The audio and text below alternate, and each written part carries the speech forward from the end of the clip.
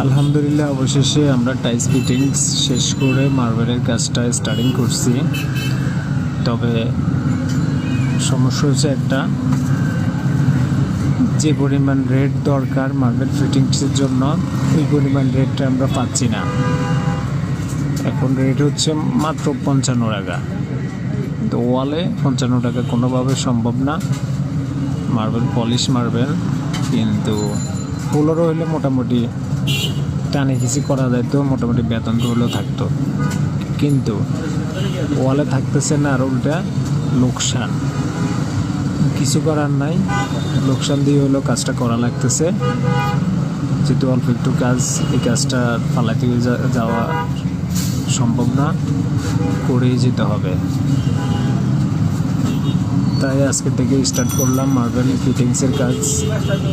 সবাই দোয়া করবেন যেন লোকসান অল্প হয়, বেশি যেন না হয়।